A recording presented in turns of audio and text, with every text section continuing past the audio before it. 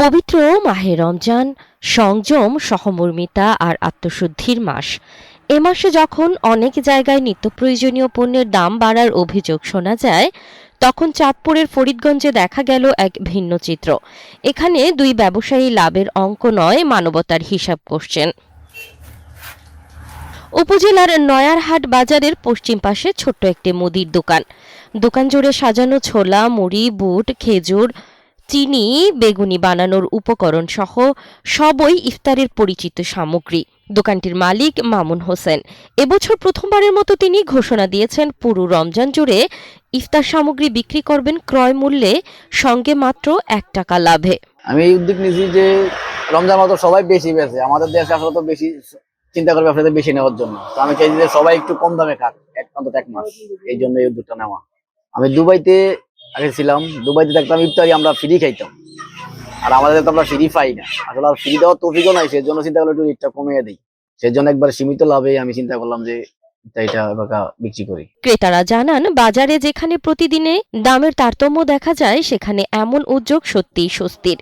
এতে নিম্ন আয়ের মানুষের কিছুটা হলেও স্বস্তি নিয়ে ইফতারি প্রস্তুত করতে পারছেন। মামুন ভাইয়ের রমজানের উপলক্ষে মাল চাওনার দাম কমে দিছে।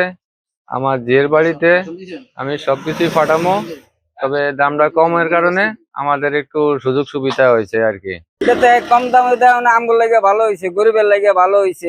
কম দামে আমরা রমজান উপলক্ষে খাইতে পারবো, নিতে পারবো। একই উপজেলার ফরিদগঞ্জ পৌর এলাকার মধ্য চরকুমিরা এলাকায় আরেক মুদি ব্যবসায়ী শাহ আলম কয়েক বছর ধরে তিনি রমজান মাসে ইফতার সামগ্রী বিক্রি করছেন একেবারেই ক্রয় মূল্যে। তার দোকানে নেই কোনো বাড়তি লাভের হিসেব, আছে কেবল সোয়াবের প্রত্যাশা। আমি তো আজকে অনেক বছর ব্যবসা করি, মাথা একটা চিন্তা আসলো গরিব দুঃখী মেহনতি মানুষের জন্য কিছু করা। করতে যাই গত 2 বছর আগে 1 টাকা লাভে মাল বিক্রি করা আরম্ভ করলাম। আলহামদুলিল্লাহ অনেক খারাপ হয়েছি। খারাপ হওয়ার পরে এখন আবার ভিন্ন চিন্তা করলাম আর কিছু করার। করতে যাই গত বছর কয় মূল্যে, এইবার কয় মূল্যে মাল বিক্রি করা আরম্ভ করছি। মোটামুটি আলহামদুলিল্লাহ অনেক খারাপ হয়েছি।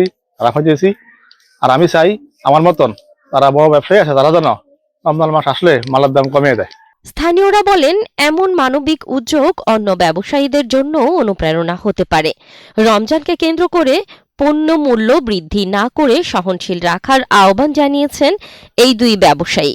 বিগত বছরের ন্যায় এবছর ক্রয় মূল্যে বিক্রির যে উদ্যোগ নিয়েছেন, এটাকে আমি সাধুবাদ জানাই। কারণ বর্তমান বাংলাদেশে যেখানে সিন্ডিকেটের ব্যবসা চলে, যেখানে বিভিন্ন ব্যবসায়ীরা রমজান মাস আসলে দাম বাড়িয়ে দেয় এবং বিভিন্ন রকম ভাবে সমাজে যাতে অনেক গরিবরা কিনতে পারে না ইফতারি, সেখানে শাহ আলম ভাই আমাদেরকে ক্রয় মূল্যে বিক্রি করতেছেন। এটা আমাদের এলাকার জন্য খুবই একটি ভালো দিক এবং আমাদের গ্রামের অসহায় যারা আছে তারা সুলভ মূল্যে ক্রয় করতেছেন এবং আমরা অনেকে ক্রয় করে বিভিন্ন জায়গায় দানও করতে পারতেছি।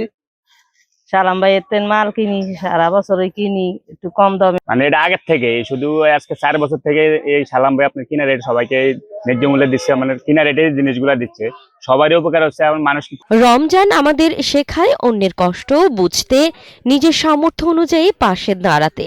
ফরিদগঞ্জের এই দুই ব্যবসায়ী যেন সেই শিক্ষাকেই বাস্তবে রূপ দিয়েছেন। নীরবে নিভৃতে মানুষের হৃদয়ে জায়গা করে নিয়েছেন তারা।